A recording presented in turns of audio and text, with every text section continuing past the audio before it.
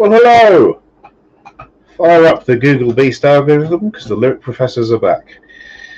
I am joined by Professor Dogger, as above, so below, and on the other side of the world, Professor J. How are things on the other side of the world, Professor J? It's rainy woo. Yes, Rainy it's woo. rainy woo here too, unfortunately. Rainy woo. Yes, I notice you have crying football tears, Oh, probably. yes, yeah. I notice you have a lovely new design to your office, Professor J. Yes, my office was too dark, so I got a thing so I could put lights in permanently because it was way too dark. Indeed. Now it's light. It's light, it's good. I love it. Looks much better. Yeah. Okay. Yeah. Yeah, so this is part 2 of our dissection of the lyrics of Mark Oliver Everett, known as E, and his band Eels. As I said before, we're just doing early to early mid Eels. But they are still going and had an album out a month or so ago. And that picture is from the video for said album. So he's got a lovely head of hair for someone his age. Wish I did. Good old beard on him, hasn't he? Yeah, he's doing all right. 61. Yeah.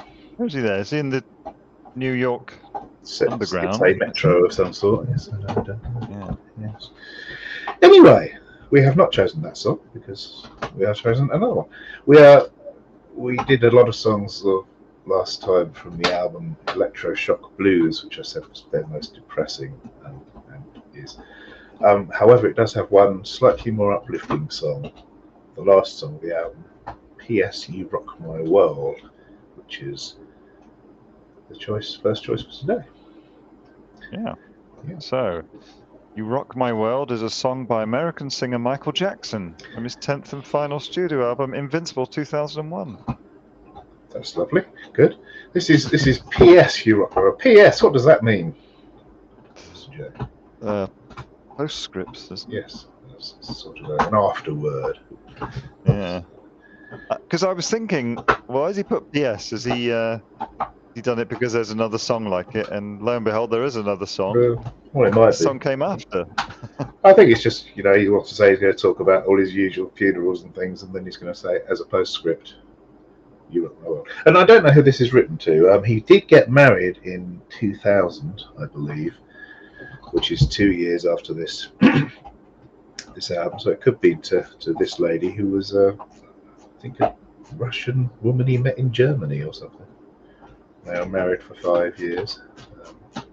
So it could be about her, or it could just be a literary device. Anyway, should we start some lyrics?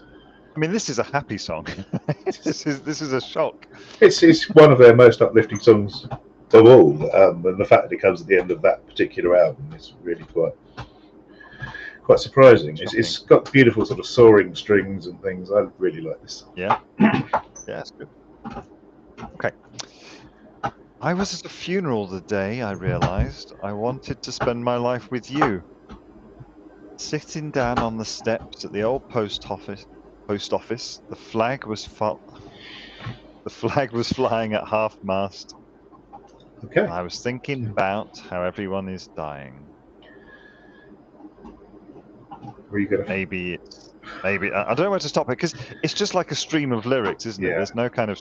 Okay, let's stop after the flag was flying at half-mast. Okay, right, so he was at a funeral. One can presume this was his sister's funeral, as we mentioned, who died just before this album came out. His mother hadn't quite died yet, so it was her funeral. He said in the excerpt from his biography that we read out, autobiography, that the funeral was in Hawaii. So whether do they have old post offices in Hawaii? I don't know. Who knows? But yes, so he's at his funeral and he realises he wants to spend his life with somebody who may or may not have been his first wife. Wow. Who knows? It's a classic, right? Weddings and funerals. That's where people make big life decisions, right? I am taking Professor Dogger on a walk this afternoon to the location of one of the churches in For Weddings and Funerals. How about that? Oh, wow. Which is just about 7 miles away. Wow. Yeah. Gosh, it's so So film starry around here, you wouldn't believe it. We've got a church. It is. Yes. So flags flying at half mast. So you normally do that when you're in mourning, right? That you Yeah, but I the mean, it's flag. It's not usually the top of it's for important people, though, isn't it? Usually, royals, politicians, they lower the flags to half sure. mast. Anybody who is marked by a flag, right? Yeah, where my mother lives, that village, they have a village flag, and you can pay to have a flag run up it if you've got a special occasion or whatever. So I expect they probably do half mast jobs as well. All right. Okay. Keeps the parish council in donuts, I expect. Yeah. Yeah, so the flag's flying at half mast. People are mourning, which is fairly obviously what you do at a funeral anyway. Yeah. So that's still fairly obvious, I think, this first verse. Okay. So, and I was thinking about how everyone is dying, and maybe it's time to live. Yes, that's the pre-chorus. Yeah, I mean, everyone's dying. His sister had died. His mother had received a terminal cancer diagnosis at this point. Yeah. His father, as we mentioned last time, died when he was 19, and he was the one who found his body. So that's nice. So yes, everyone's dying, and maybe it's time to live. So in the depths of this depression, kind of the bad events, maelstrom of bad events, maybe it's time to escape it and just go and be happy with this person who decided he wanted to spend his life. Yeah. Okay. I don't know where we're going. I don't know what we'll do. Yeah, I mean that's kind of the chorusy bit, and that's whatever. Just want to be with this person. It'll work out. Ridiculously optimistic for this man. Absolutely. Okay. Walks into the thrifty, saw the man with the hollow eyes who didn't give me all my change. But it didn't bother me this time, 'cause I know I've only got this moment and it's good. Yes, this is a continuation of his litany of convenience stores. We have the Sev in one of the songs before. Now we've got the Thrifty. I'm sure we'll get round to the Kmart and whatever the one is in The Simpsons sooner or later. Yes, man with the hollow eyes. What hollow eyes suggest to you, Professor Joe?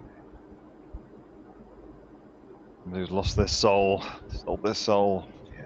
Nothing left in them. Don't know where they're going. Oh, but he doesn't know where he's going. No, well, I don't think anyone does really. And sort of sunken eyes can suggest a drug habit or whatever. I have very sunken eyes. That's because I'm ill. Hereditary things. That's different. But yes, that can suggest. Could suggest he's on the drugs, but who knows? But could suggest, as you say, that he's soulless. And we had the cult song, Hollow Man, which Indeed. we also went into the concept of hollow. And this man with the eyes didn't give him all his change. Shortchanged him. He says, but it didn't bother me this time, which suggests he frequently does that. And this time he's not bothered because he's grasped this moment, this feeling of optimism in the pool of despond, slough of despond, to quote Pilgrim's Progress by John Bunyan. Yes. And it's good. It's good. Yeah. Yeah. Okay. Next lines. I went to the gas station. Old woman honked her horn, waiting for me to fix her car. Yeah. An old woman mistakes him for someone who works at the gas station. Or petrol stations, we would say here. Yes. But that doesn't bother him. I guess being mistaken for someone you're not could upset you. But this time he's not going to shoot her, which as an American he's almost legally required to in this situation. And then he repeats, don't know where we're going, don't know what we'll do, because he's just thinking about that, not this woman who wants him to fix her car. Yeah. Yep. Okay. Laying in bed tonight, I was thinking and listening to all the dogs and the sirens and the shots, and how a careful man tries to dodge the bullets while a happy man takes a walk. Maybe it's time to live. Repeat to fade, yes. Yeah. We know from the last song that he was living in Echo Park, And you looked it up last episode, and it seemed to be a sort of gentrified environment. But I don't think I said gentrified. well, I said multicultural and diverse. yeah, right, I thought you said whatever. But anyway, apparently there's lots of dogs barking and sirens and shots going on there overnight. So it's not, from his lyrics, it doesn't suggest it's a particularly salubrious area to live in. And then we get the lines, which I think are absolutely brilliant and worth about 20,000 passports in their own. But a careful man tries to dodge the bullets, but a happy man takes a walk. I think that's brilliant. Yeah. Just, if you don't worry about things, you'll probably be happy. Obviously, some things are out of your control, and in the control of others, you might not have your best interests at heart, but the way you approach things can be very pivotal in whether you're happy or not, which isn't easy, I know. Yeah. Lots of people with mental health problems would not find that easy, so I certainly don't.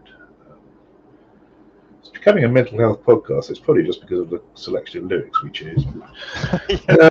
Yes, but yeah, I think that's a beautiful line, one of the best I've seen in a song. So maybe it's time to live, repeated from before. Yeah, it's a lovely little song. Good. Do you have a word count? Anything else on that? Oh, yeah. Okay, word count. What do you want to guess? It is time for Professor J's word count. I'd say it's about 150 total and about 85 unique. Not bad. So it's 169 in total with 93. Ooh. Okay. Which is exactly the same as last stop this town. Really? Yeah, perhaps he's got an algorithm as well. An algorithm, if you will. Or perhaps he borrowed Paramore's and tweaked it a bit. Well, I will run some numbers on that in a second. Oh, would you like to do a PAL score? Absolutely. I think it's about 25. I'm sort of humorist. It's probably my favourite of theirs, I think, lyrically. I don't know, I just like it a lot. I'd say 2 for each verse and 1 for maybe it's time to live and don't know where we're going, what we'll do, so 7. 7? For this? Yes. It's better than Brick. Possible. What did we give Brick? 6 it's down to. I'll go back up. No, it's not. 6, yeah. What do you want to give it? 7. 7. How careful man tries to dodge the bullets while a happy man takes a walk. It's really good. That's worth 3 on its own. That was gas. I went to the gas station, old woman honked her horn. Alright, it can have the same as Brick, 6 then. There's a cause. Alright, 6. Okay. Yes, that's wrapped up Electroshock Blues, the album. And now, the one that you talked about, the bird song. Which is also quite optimistic. Well, it's not really optimistic, but it's quite really happy. Happy, yes. Sorry, I just forgot from the last one. I've got a quote from E. Yeah. Well, I don't know. Maybe it's like I'm saying, hey, you with the gun there. When you see the man walking through the neighbourhood, don't point the gun at him. I'm just trying to remind us all, including myself, let's try to be a little nicer. That's what he said about me. That's all. Yes. Them's wise words. Indeed. All right, so the next one is from the next album, which is called Daisies of the Galaxy, which is a name. To point out a couple of the people who played on this album as well. Your Peter Buck on guitar from REM played on this album. Oh. Yeah. And I think he played in a couple of songs from the previous album. And Grant Lee Phillips from Grant Lee Buffalo also played guitar on this. And one of the songs from the previous album. Grant Lee Buffalo, who are going to be one of my picks next season. There you go, big spoiler. Fantastic. Never heard of him. No, I'm sure you haven't. You will do, and you will like. lyrically and musically. No, some great lyrics, great music. Okay. So they both. So yeah, so you picked a few songs from this album, but you didn't pick "It's a Monster Trucker," Professor A. No, I didn't. I picked two songs from this album. Yes, "It's a Monster Trucker" was a required rewrite of a different titled song, and the record label demanded it be changed into something about monster trucks. I actually couldn't find the "It's a Monster Trucker" version. I could Right. only found the original rhyming version on the YouTubes because I wanted to hear it. Yeah, no, I don't think I've ever heard it. I'd it's meant to have sort of clips from monster truck rallies in it as well. Kind of thing. Yeah, Yes. Oh, sounds great. there you go. Okay, should we dive into "I Like Birds"? I like birds. Yes. Okay. I can't look at the rocket launch, the trophy wives of the astronauts, and I won't listen to their words because I like birds. Yeah. I don't know. I don't really know about the lyrics myself. Well, that verse anyway. I don't know. Yeah, he's not interested in astronauts and their wives. I didn't know if this was a reference to. There was a film called Astronauts Wives Club. It wasn't an Astronaut Wives I know. Club, but I don't know. But he's not interested in these. And it's almost like he's going back in time to the moon. No, he wasn't. He was born then from the moon landing, I think, but he was very small, so it's not that. That's 69. I mean, Was it? Oh, I thought it was early.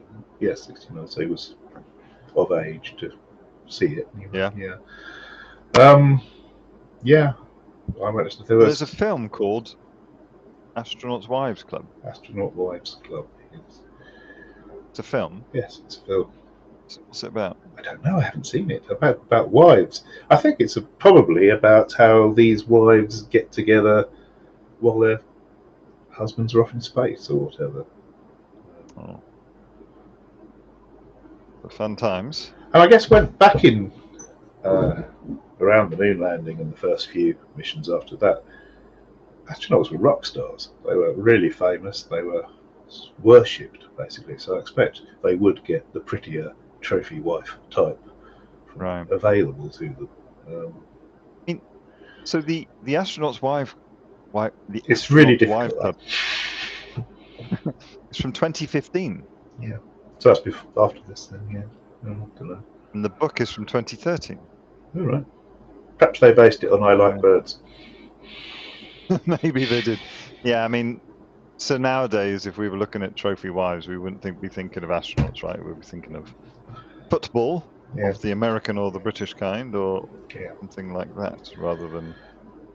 But back then, they were huge stars. They really were.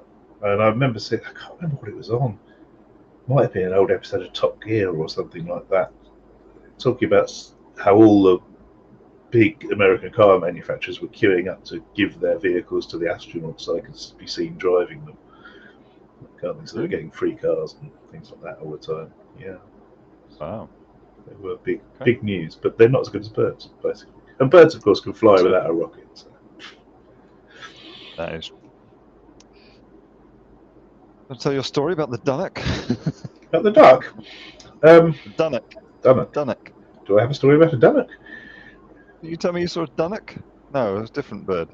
No, I've seen. There's millions of dunnocks around, but my Merlin app. Yes. On Saturday, when I was doing a spot of archery, told me that there was a gadwall. Gadwall. A gadwall speaking to me, which is a type of duck. Type of duck, you see. Oh, it's a duck. Yes, quite a pretty duck. But I think about one's ever been seen in this country, so I very much doubt. I believe it was a false positive. So I have not added it to my life list. This has been ornithology with the lyric professors. Well, it's a bird song, so we need to talk about birds, right? All right, all lyrics. I don't care for walking downtown. Crazy auto car gonna mow me down. Look at all the people like cows in a herd. Well, I like birds. Yeah, he's not interested in human inventions and being around. It feels lyrically almost feels similar to the last one we did. The P.S. You Rock My Bum. It's nowhere near as good as P.S. You Rock My World. No, he doesn't like. He's not into cars and things. He doesn't want to walk around cars because they're dangerous. He just wants to be alone with Yeah. his birds. He's not. He doesn't Yeah. want to be part of the bovine stupidity that is the human condition these days. Yeah. All right. More words. If you're small and on a search, I've got a feeder for you to perch on. Which is a lovely way of doing a line. Should have been a feeder on which for you to perch. That would have been better English, and it would have not had the on at the end. But yes, Can I tell you a bird joke? go on then. Two birds are sitting on a perch. Mm. One of them turns to the other, goes, "Smells a bit fishy around here." Ah, brilliant! That's just Brilliant. That's my fish bird joke. yeah, it's good. Don't worry, dog. Yes, that was good. Yeah. Do you want the quote about why you wrote this? Please. Yeah, in the press kit for this CD, Daisies of the Galaxy, he wrote, "I like birds. A tribute to my mother. She was really into birds. After she died, I brought back her feeder and some books about birds. I put the feeder in my yard. And I got them a bird bath too." So it's a tribute to his dead mum. So there's always got to be a bit of death involved. Seals. Yeah. Yeah. Oh, sweet. Okay. I can't stand in line at the store. The mean little people are such a bore. But it's all right if you act like a turd, because I like birds. Just doesn't like people really. And prefers birds. And that's it. That's all them lyrics. Well, I've got more. If you're small and on a search, I've got a feeder for you to perch. Well, yeah, but Simple terms. repeaty. Yeah, that's good. Yeah, I saw a live version of this at the Royal Albert Hall on the YouTubes. Oh, yeah? It's got a really nice guitar Yeah. solo, in it, which most of their songs don't have. No, I don't think it has a solo in the album version. It doesn't, No. but it does have a whistling solo. Oh, right, that's right. This is I've described this song as simple, happy whistling. Sounds great. Yes. Another quote about the writing of this song from The Sun in 2008. I thought he'd been above giving interviews to The Sun, but apparently not. Life is happy and sad, and all the shades of grey in between. I just try to reflect all that stuff as best I can. My mother was an avid bird watcher. She had a lot of bird books and feeders that I brought with me from her house. I set up the feeders in my yard and I read the books. I like birds as a way of staying connected to her. Very nice. Song about mum and birds. Yeah. Could I give you a review of the album? Yeah. While we're on it. Stephen Thomas Erlewine, that's a great name, of AllMusic wrote, unlike its predecessor, the album doesn't play like E's private diary. Instead, it feels as if one is rummaging through his sketchbook. And like many sketchbooks, some moments have blossomed and others remain just intriguing, unformed ideas. For the dedicated, it's worth sifting through the album to find the keepers, since there are enough moments of quirky genius, but not all long-time fans will find this rewarding. There are very few melodies that resonate like his best work. I kind of, I see that it's like each one is like almost like a snippet. All these songs on this album, Yeah. and some of them are brilliant, and some of them are a bit miss for me. Yeah. I agree with that review. Even though somebody described Daisies of the Galaxy as a very special collection of songs. Indeed. I think obviously different songs resonate differently with different people. Lots of differences. Absolutely. We know that much, right? That weekend. Yeah. Like a word count? I would love a word count. You don't get a sting. Don't sting me. Oh, sorry, you want me to guess? It's not many, is it? Yeah. Not. It's 110 with 45 unique. So it's 164 with 62 unique. Yeah, right. Certainly his lowest. thus far. Yes, there's much more repetition at the end than I thought. Right. Yeah. Okay. Yes. All right. Let's jump on to the banger, How right? about the PAL score? Oh, PAL score. Hmm. All right. I think you get a point for liking birds, not people. Maybe 2 points just for that, and that's about it. I like that. So, I'd say, I like it, but 2. I really like it. I think it's a great song. Yeah, 2, 2.5. What do you think? 2.5. Okay. Okay. All right. So this song we're about to do is Mr. E's Beautiful Blues. I did not realize this was an Eels song. I said you'd recognise it when you heard it. Yeah, and indeed I did. So it's all over the place in it. Yes. Maybe we can come on to where it's in later. Okay. But this is a really, really good song. We should point out that this song was co-written with Michael Simpson of the Dust Brothers. What do you know about the Dust Brothers, Professor? What I do know is that this links back to one of our previous episodes. Exactly. They are a production team who have done stuff like for the Beastie Boys, and Michael Simpson is better known as EZ Mike or Easy Mike for our I think be American easy. listeners. Mike. And the Chemical Brothers wanted to be called the Dust Brothers originally. So they're a production. They're not really. They're producers rather than creators. Let's say that broad brush. And the Chemical Brothers wanted to use the term Chemical Brothers. Previous episode by us. Dust Brothers, they wanted. And they said no. It's our name. Bugger off. So that's why they called the Chemical Brothers. Yeah. That's right. So. Okay, let's dive into some lyrics. Smokestack spitting a black soot into the sooty sky. The load on the road brings a tear to the Indian's eye. The elephant won't forget what it's like inside its cage. The ringmaster's telecaster sings on an empty stage. That's a heck of a verse. It is, yeah. It's quite difficult to say, as you proved. The smokestack spitting black soot into the sooty sky. You couldn't do that if you had a problem with your sibilance, could you? We'd have to DS that one a bit. Yes. Yeah. Obviously, pollution. That's the first couple of lines. Yeah. The load on the road. Gridlock. Over carification. Yeah. Infrastructure expanding and then becoming obsolete and then expanding more and more as the natural world goes by us.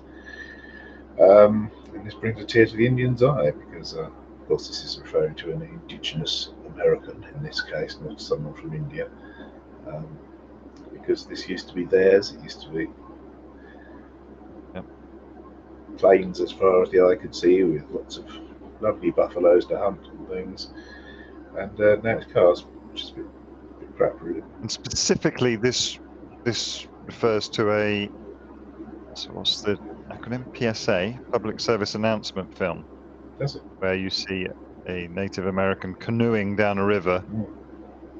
This is from the 70s, I think, and then you sort of pan back, and there are cars and people throwing crap onto the street. So it is from a PSA, a 70s PSA, maybe even an 80s PSA. I used to love those. Some of them were absolutely terrifying. These PSAs, the ones we had here. There's one called the Ghost of Lonely Waters or something, about people drowning in reservoirs and things. And this sort of grim reaper figure following people around. That's great. Okay. The elephant won't forget what it's like. Obviously, elephants are meant to have great memories. I don't know why this is meant to be the case. Maybe because they can tie a knot in their trunk to remind them. I don't know.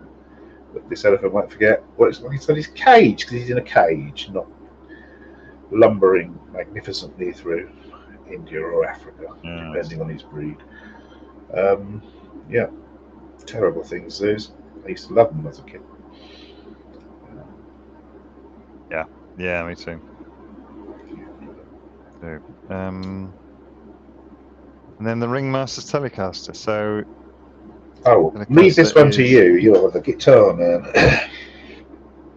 so the Telecaster was, I believe, the first production electric guitar, otherwise known as the Slab. So it was when it was created by Mr. Leo Fender. It was just like sometimes they call it the breadboard. It's just a big flat chunk of wood, neck screwed into it. A couple of single coil pickups. It's probably for its simplicity.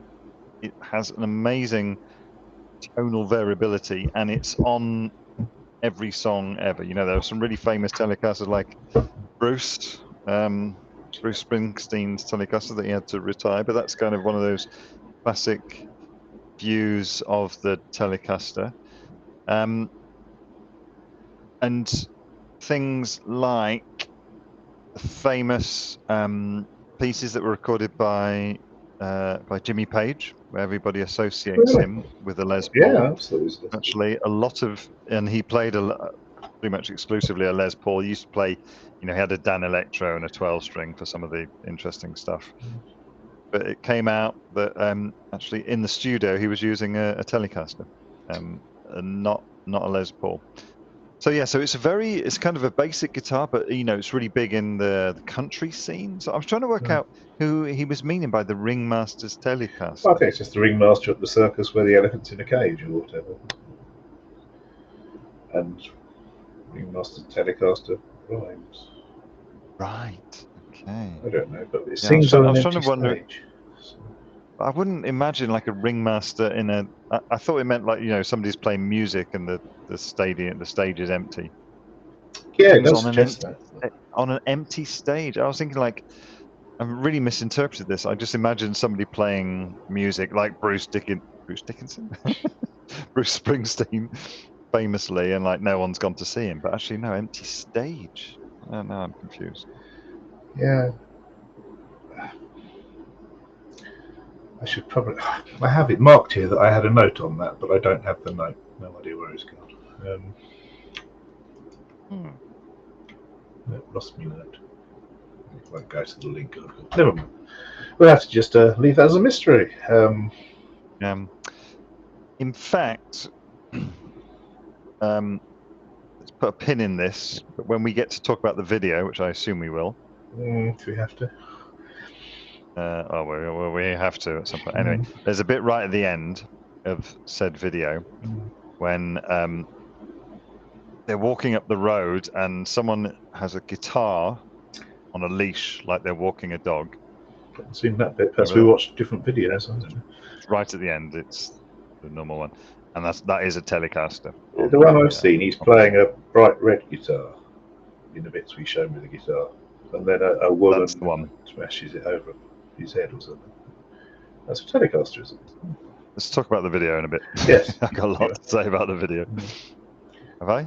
I know I'm getting confused, but I've got some stuff to say about this one. Okay. And then we've got the chorus. Goddamn right, it's a beautiful day. Goddamn right, it's a beautiful day. Yeah. So the king. Yes, Elvis Presley used to go. Yeah, I believe this is a bit sarcastic. This chorus. After talking about all the things that are wrong, he's now saying it's a beautiful day. I believe. I would suggest this was sarcastic myself.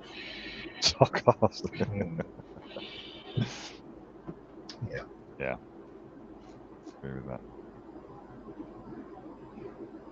Yeah. To the next verse. Okay. The girl with the curls and the sweet pink ribbon in her hair is crawling out her window because her daddy, he just don't care. Come on. Come on. Yeah, and obviously he's introducing a character that people think, oh, cute, a little girl with curls and a sweet pink ribbon in her hair. What she's doing is crawling out the window either of a house or a car because no one's watching her because her dad can't be bothered to supervise her. She's going to come to harm, I would suggest. Yes, I would Unfortunately, I would say that. Yeah. Okay. Another words. The clown with a frown, driving down to the sidewalk fair. Finger on the trigger, let me tell you, gave us quite a scare. Scary clown. So who's this Yep. clown with the frown? This is before the killer clowns outbreak, obviously. Um, Yeah, so this is some sort of, watch out for guns, people. yeah, I mean, also, it's going back to the Sopranos, which we mentioned before. He was always going on about the archetype of the sad clown in his psychotherapy sessions. So, Indeed. about being a clown on the outside and being miserable on the inside. And I think lots. Oh, I'm glad to say that, am I? Never mind, forget that thought.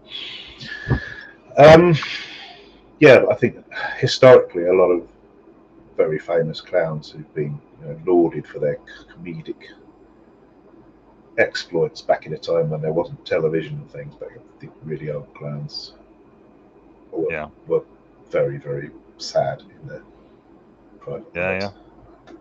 You would be really if you had to make a living like that. Okay. Some people must love it. Anyway. Driving down to the sidewalk fair. It's just fair on a sidewalk. Sort of like a car boot sale or something. Who knows? Anyway, this clown he's got a frown. He's not a happy clown, and he's driving down to this place where people presumably are congregating, and he's got his finger on the trigger. So it's a shooting. Surprisingly. Yeah. Don't say about this. Maybe there was something that this refers to, but yeah, I don't want to know. Okay. All right, another verse. The kids flip their lids when their ears hear that crazy sound. My neighbor digs the flavor. Still, he's moving to another town. I don't believe he'll come back. Yeah. I don't. What is this talking about? Moral outrage at pop and rock music. Yeah. Making the kids strange or something. I don't know. What does flip your lid mean? Go insane. It's just. Yeah. Or get angry. Yeah. To react to something. Yeah. It's when their heads Crazy. hear that crazy sound, not when they hear that crazy sound. That's a bit strange.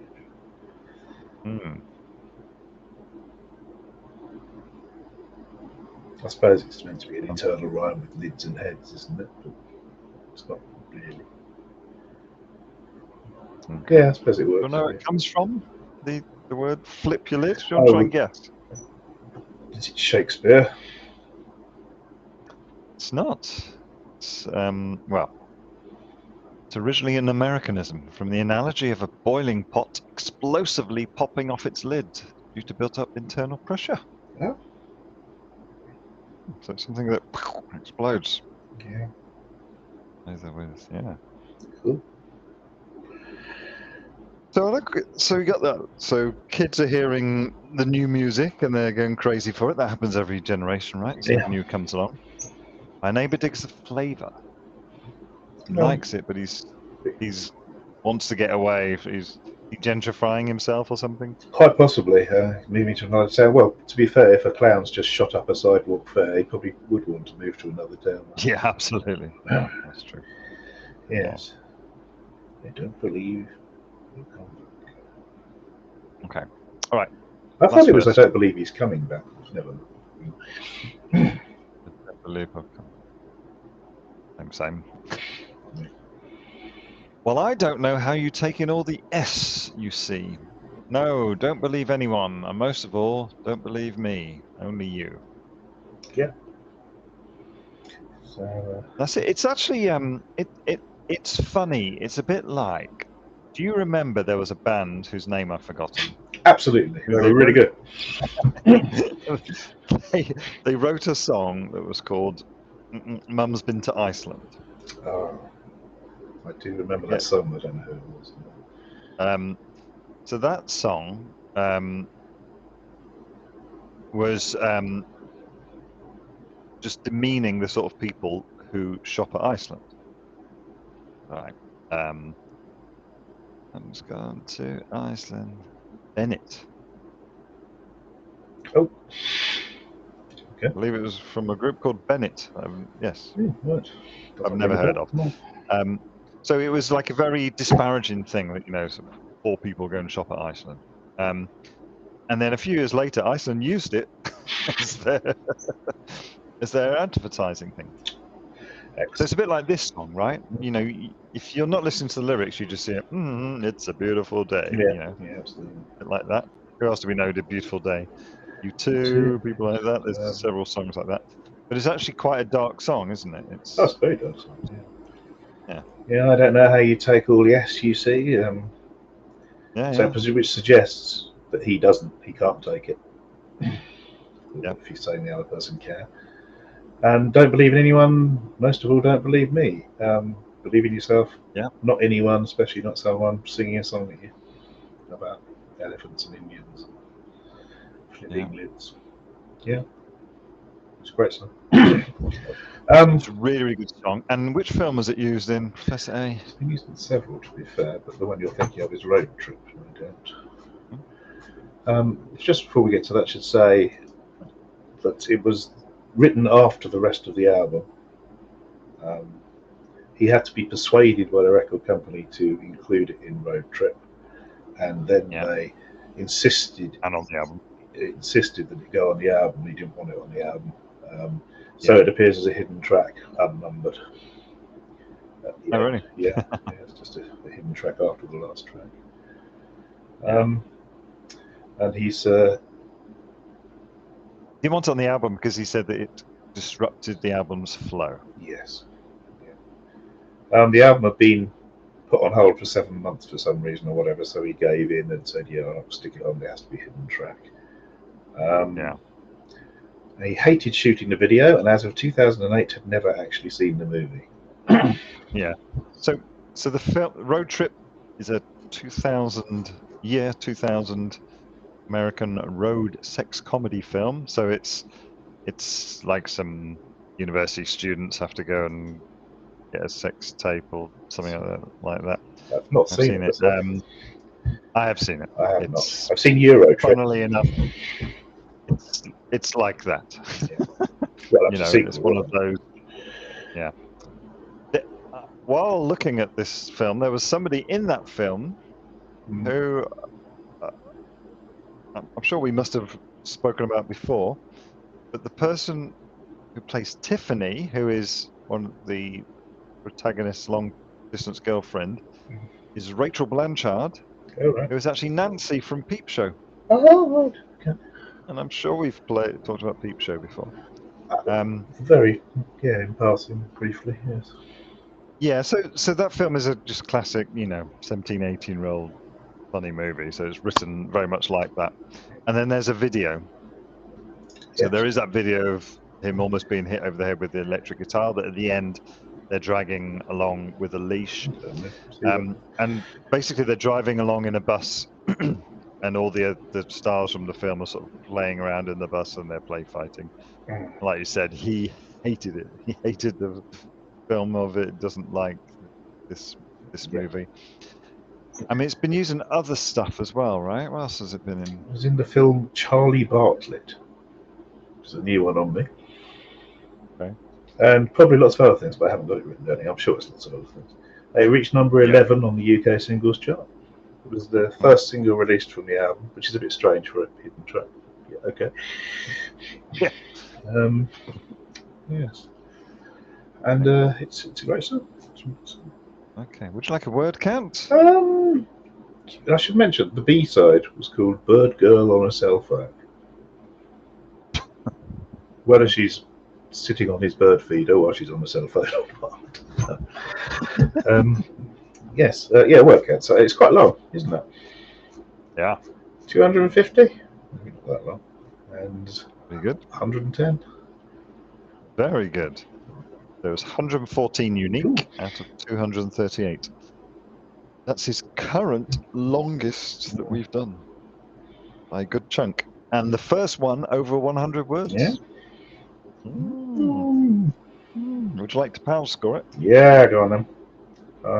The first two lines have got to get a point just because they're really hard to say. Yeah. There was one that was rhyming really well, so that's got to be worth a point. Load on the road. Clown, frown, down. Finger, trigger, hair scare. Yeah, I'll give it a point for its rhyming. Hair care. Neighbour digs the flavour. That almost vaguely almost rhymes.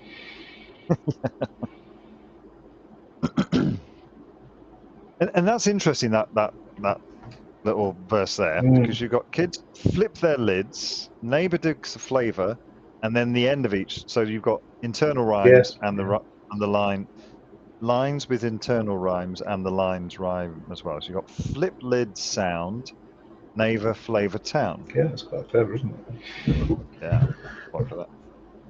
Yeah, and I think you've got to have a point or two just for the chorus because it's just so catchy.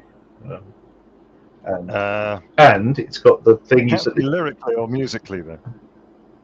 Because it's got lyrically, it's got the duality of making people think it's a happy bouncy song when it's not. I mean, I'd never listened to the lyrics before, and I just had this down as a happy bouncy song. Yeah. Mum's been to Iceland. I think it's good. I don't know. What do you think? Are you prepared to negotiate that? Probably 3 at least. That's more than that. Yeah. 4. I'd say 5. You smokestack spitting black soot into the sooty sky. Come on. All right, I'll go for 5. Ringmaster's Telecaster. Excellent. 5, I'll say. Yes. Yeah. They're equivalent to Sisters Mercy Detonation Boulevard. And Jackie Leaving Another Man's Rain. Yeah, I think so. Okay. All right, good. It's arbitrary. It's the A's down. All right, so we go to a new album? A new album, yes. The next album is called Souljacker. And there are 2 songs on the album called Souljacker Part 1 and Part 2. And the first one I picked is Souljacker Part 1. They're really different songs, aren't they? They are, yes, definitely. I've got a quote about how he wrote them later. Souljacker Part 1 was the only single from this album, which was released in 2001. Yeah. And it has a video directed by... We shall be talking about the video. Wim Wenders, a celebrated German filmmaker. Yes. So we will... Do you know what he's famous for, Wim Wenders? Well, apart from doing a lot of things with you two, something... I can't remember. Angels... No, something Wings... I can't remember. Well, what I'm thinking he's famous for is the Buena Vista Social Club. Oh, that too, yes. Won all sorts of awards. Yeah. Okay, lyrics. 22 miles of hard road, 33 years of tough luck, 44 skulls buried in the ground, falling down through the muck. Oh, yeah. Yeah, don't know. This is 11 times table, isn't it?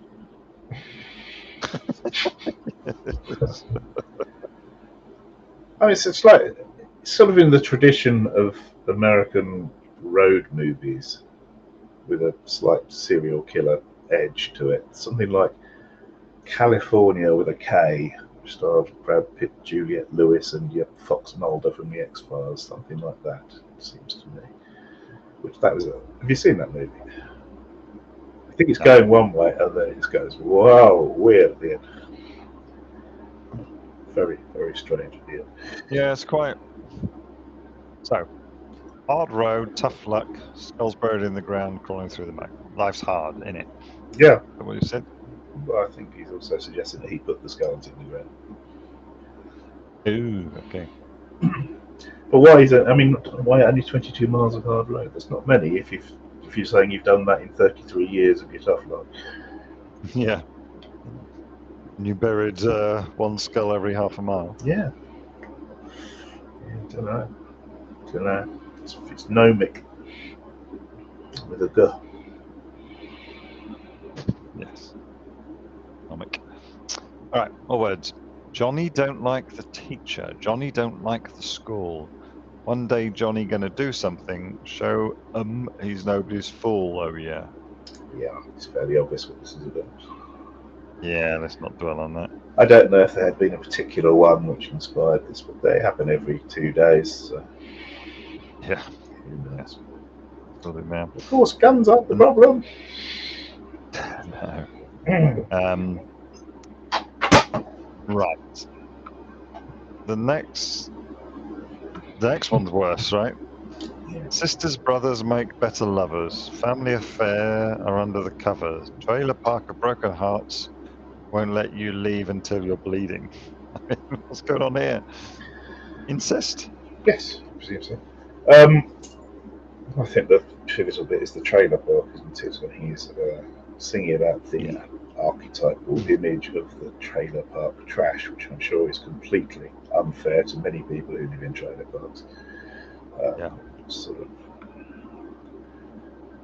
or less rural rednecks, I guess, is the impression. Yeah.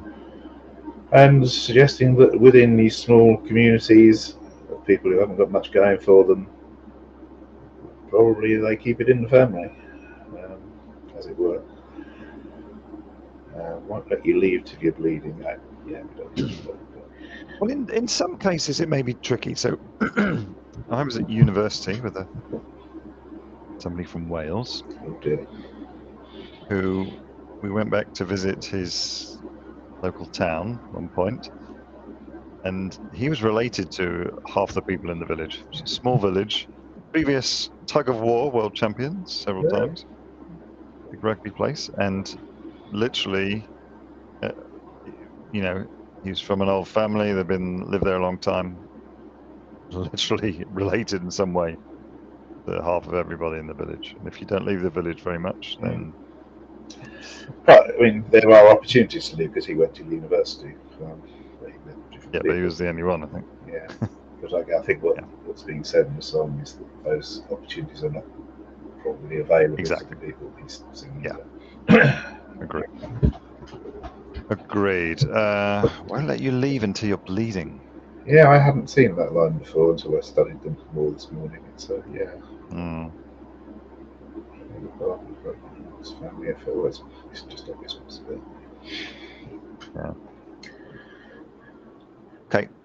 Sally don't like her daddy. Sally don't like her friends. Sally and Johnny watching TV, waiting for it to end. Oh yeah. Yeah. So Johnny, we've heard of before. He's the one who's going to do something at his school. Yeah. Specified. So, from the previous verse about sisters and brothers, are we thinking that Sally is Johnny's sister? I presume so. Yeah, maybe. She don't like her daddy. She don't like her friends. Why are they her friends? They're watching TV because there's nothing else to do other than what's mentioned in the previous verse. Waiting for it to end. Is it the TV program or their lives, the world? Who knows? Yeah, I was wondering that.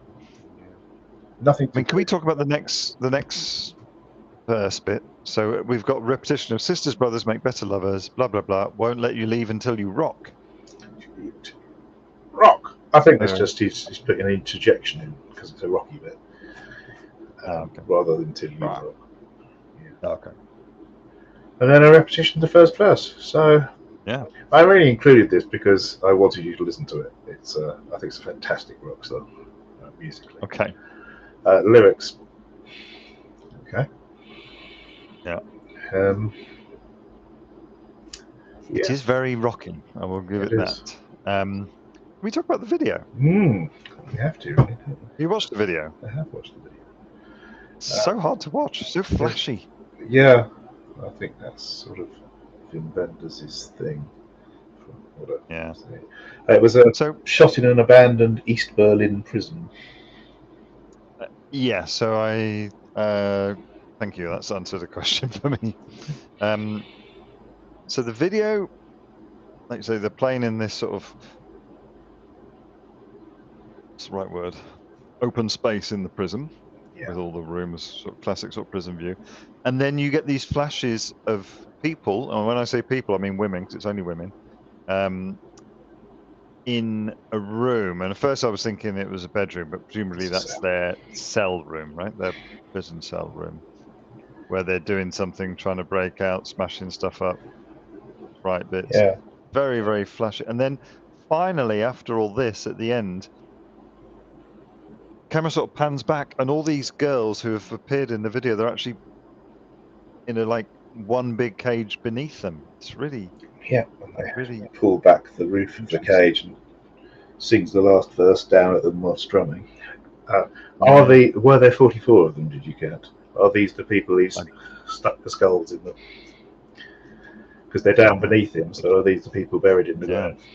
I would suggest they probably did not count them. I also think that the cells, there's people in cells with nothing to do, and that's equated with Sally and Johnny sitting there with nothing to do but TV and incest. Yeah. So I think it's a powerful but quite upsetting video, really. It's a really upsetting video. Can we talk about his guitar? Ooh, let's. He's not using a Telecaster. No. I mean, I have seen him playing different guitars. He's got a Dan Electro. I think I mentioned this the other episode on his Wikipedia page. In this one, he is very clearly playing a Fender Mustang. Oh, right. Yeah, so he's obviously down with the cool kids. So the Mustang was a kind of, I think it's a short scale, so slightly shorter. And when it was released as a really beginner's guitar. Yeah, so very simple, bit like a Strat, smaller version of a Strat, no bells, no whistles, with just 2 single coil pickups. And it was really, really unpopular until a certain gentleman, it was Kurt Cobain, picked one up, which made them very cool. I mean, he had his Jag-Stang, which is like a cross between a Jaguar and a Mustang, but he's clearly playing a Mustang, I think, which makes him very cool, because the cool kids play with Mustangs because they're not any of the big guitars. So I noticed that. Yeah, I like the song. It's very rocky. I wish I'd not seen the video. Yes. It drove my eyes mad. This has been used in Hot Fuzz, The Condemned, Drive Angry, and in the pilot episode of The United States of Tara. It's a good song. I like it. Reached number 30 in the UK singles chart. Yeah. Yeah. Oh, it says, actually, my notes say UK albums chart, but I think it was a singles chart, as it was a single.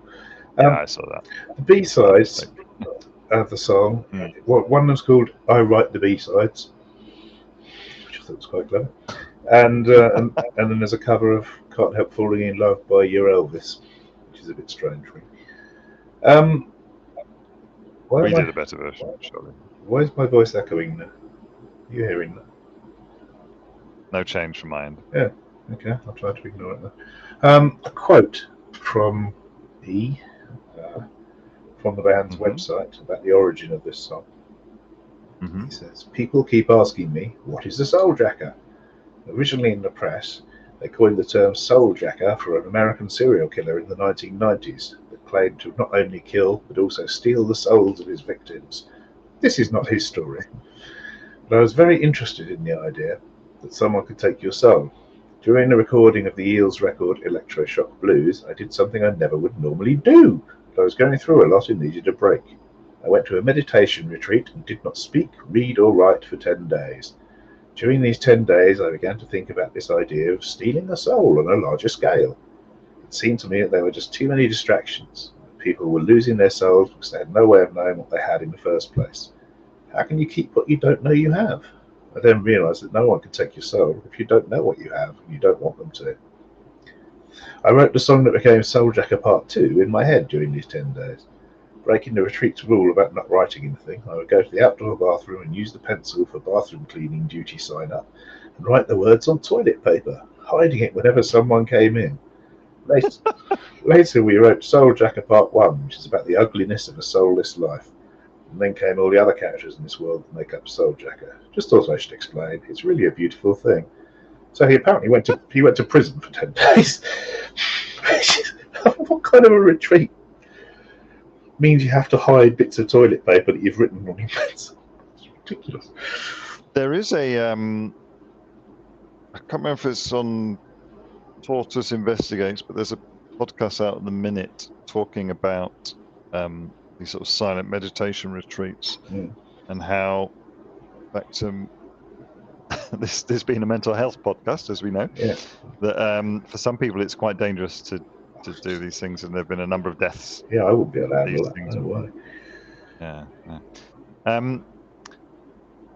I want to say something about this album.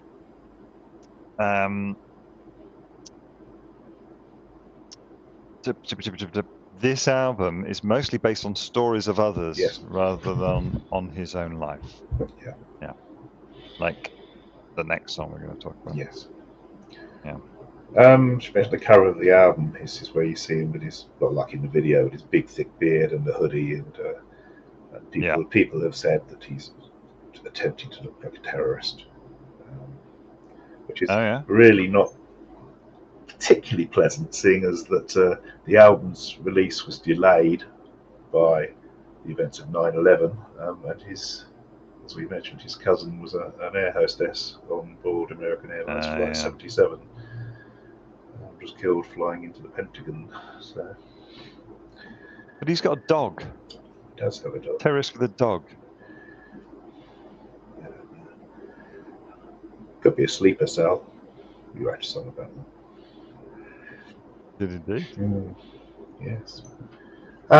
Yeah. So he says it's not about a serial killer. Part 2 is so different musically. I didn't like Part 2. No. Found it hard to listen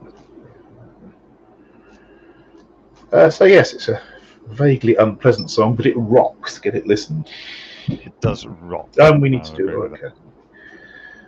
Okay. I'll just give it to you. Yeah. This is 72 total out of 140. Yeah, fair enough. Squarely normal for Mr. E. Al's score. Al's score. Free tuition in the 11 times table. That's good. Yeah. Trailer Park of Broken Hearts, kind of internal rhyme. Brothers, Lovers, covers. Yeah. Okay. 3. Yeah. Yeah. Solid 3. Give it that. Okay. Right. Now come to our last one for today, which is from the same album. Mm-hmm. This one is called Bus Stop Boxer. Okay, I'm going to dive in. I don't miss where I came from, but each night I dream about being back home. When I wake up in the morning, I'm too tired of being alone. Yeah, I think the thing that immediately jumped out at me about this one, when I studied the lyrics rather than just listening to it, is the parallels with one we did last episode, Rags to Rags. Lyrically. Talking about the Pussy Willow and the railroad tracks, and how he dreams as soon as his head hits the pillow. So I think that's probably an intentional callback. Well. Yep. I mean, this is not written. Yeah, it is a callback. It's not about him. So we don't know that Rags to Rags was written by him. No, it's true. But this is written about a recording engineer with an abusive past. Yes. Going further into that afterwards. Sorry? Go further into that afterwards. Okay, lovely. And waking up in the morning, being tired of being alone. I often wake up tired. It's because I suffer from night terrors and things, mental health podcast.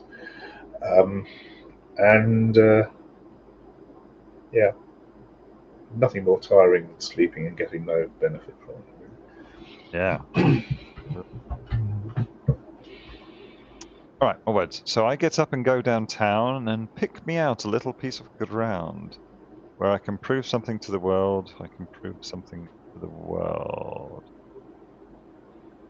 So yeah, trying to prove himself to the world by buying some piece of land, presumably. I've been an ass. No, I don't think so. No? What do you think then? He's going downtown. He's picking out a place where he's going to stand and fight with. Ah, I okay. think. Ah, right, okay. I could be wrong. Who just likes fighting? Well, he was being brought up to by, well, as we will see. Yeah. Okay. Okay. So yes, I mean, let's do the chorusy bit then. Don't look at me, I'm the bus stop boxer. Don't look at me, I'm the bus stop boxer. Yeah. So he So, fights what? people at bus stops. Yeah, it's just someone who gets into fights for no good reason. Is what? To prove themselves, prove how tough they are. But we know what the reasons are. If we go to the next verse. Yes. Daddy put us in the truck and dropped us off and said, "Good luck then." One lucky kid waiting for the bus made a winner out of one of us. It could just be that he was dropped off for school. Although obviously, there's more than one of them dropped us off. So there's a couple of kids. He could just been just dropping them off at school and going away. But as you mentioned, this recording engineer was meant to have had an abusive past. I think Daddy was dropping them off and telling them to fight people at the bus stop. That's the impression I got. Ah, right. So one kid who was waiting for the bus Gets started on, basically. made him a winner because he got Beaten happy up. slapped or something. Yeah, I think that's what it is. This song. Yeah. We've had 2 happy songs out of 5. I think you can't ask for much. Yeah, that's pretty good. Don't look at me. And the "don't look at me" is like, you know, when you go somewhere and you can't look at people because you know you're going to get in a fight. They're just looking for someone to look at them funny so that they can get into a fight. Yeah, so more words. Going down by the railroad tracks where people know that they better not relax. I'm the man, baby. I'm the man. This is where I can make you understand. Yeah, back to the railroad tracks references again from Rags to Rags. Yeah. And as I said before, the railroad tracks usually, when they're mentioned in songs or literature in America, it's talking about the wrong side of the tracks. Yeah. I guess this is what this is. People know they better not relax because they're on the wrong side of the tracks, which is very rhymey. Yeah. So it's somebody's somewhere different from where they came from, and he's tired and alone. So to counter that, he goes down to the bus stop, gets in fights because that's what his father encouraged him to do when he was younger. And he's now the man. He wins his fights, and he'll make you understand that if you come and fight it. Yeah. Cool. Yeah. Nice. Very People, catchy. hey? Very catchy song. Yeah. Yeah. I'm gonna let's word count it. I guess It's 160 and 93. Yeah, so it's 175 and 84. Current average from all the Eels songs that we've done is 84. So this is bang on the average so far. And a pal song for it? I want to do a quote first. Well, yeah, it's not a quote from him. It's a quote from a blog, which is devoted to eels. It's called The Rock Hard Times. It's an Eels news and fan blog. It's quite good. And in 2010, they did a piece about this song, which is not when it came out, obviously. The writer, who is D. Kernahan, said, "This is one of the rare times when E steps outside of his persona and writes about someone else's life experiences. The tale goes as an engineer told a story about how his dad used to encourage him to pick fights with the other kids at the bus stop. Given that we don't know when this song was written, it would be both difficult and probably intrusive to speculate about the identity of the engineer, but it might be Cool G Murder. It's I should point out that Cool is spelt with a K and 3 O's. Cool G Murder? Yeah. I've heard of him somewhere in my researches. He has worked with Mr. E. Yes, he plays bass. And Right. does some backstage things, sort of thing. It's a standard 4-chord Eels progression, but with a twist. The sterling Rocking Eels tabs archive suggests DMACG, but all of the chords sound minor at various points in the song. On the Souljacker version, it seems to shift. Coupling this with the opening cowbell on beat 4 and the drifting detuned synths, the whole sound design of the recording seems to be developed with the aim of disorientating the listener. E's vocal delivery is one of his most despondent and defeated. All of this adds up to one of the eeriest Eels recordings. For me, it plays to all of the Eels' strengths. Oh, he said the Eels. That's not very good. A teasingly simple structure, an amazing use of production to accentuate the mood, and not one with 2 stunning live reinventions. It reminds me of why I love the Eels so much. I've done a version with strings and a version just with piano. Okay. So yeah, I think it's very well written. It's very catchy, and it is quite eerie, I suppose. The synths are a bit strange. Yeah. I hadn't thought about that. I'm going to listen to it again. Yeah. Well, how would you like to PAL score this one? That's well written. One lucky kid waiting for the bus made a winner out of one of us. That's quite nice. Yeah. 3.5, 3. Yeah, I'll give it that. Lovely. Solid. Yeah. Would you like a not quiz, but actually a fact orgy? Oh, a fact orgy would be fantastic. Yes. So it's a fact orgy on eels. Did you know that eels are not actually fish? I did not. They're not classified as fish. They belong to a group of elongated fish-like creatures called anguilliforms, which also include hagfish and lampreys. Where I live, there is an endangered species of lamprey. Well, never mind. Yeah. Eels have a slimy and slippery body. They have this is one of the distinctive features of eels. They secrete stuff that helps them navigate through tight spaces, protects them from predators. So they're basically self-jellied eels. They are self-jellied eels. How many species? Do you want to guess at how many species of eels there are? 50,000. Oh, well, species. Oh, there's over 800. So, I mean, 50,000 is over 800. Yeah, I'm claiming that one. Eels have a unique life cycle called catadromy, where they're born in the ocean, migrate to freshwater rivers and streams to grow and mature, and return to the ocean to spawn. It's the Sargasso Sea, isn't it? Oh, I didn't know. They're on every continent except for Antarctica. They have a strong sense of smell, detect predators. And they can generate eels. There's a contradictory statement here. Electric eels can generate electric shocks. However, electric eels are not true eels. Oh, wow. They're a type of knife fish. So, yes. Carnivorous. And how long do you think they live, an eel? 6 years. They live typically more than 30 years. The big ones. Well, I've got a lot of swimming to do if they've got to come across from the Sargasso Sea and then get back to it to die. They're among the longest living creatures in the aquatic world. They're able to breathe air. They can obtain oxygen through their gills. And they can absorb oxygen directly from the air, which is very rare for fish.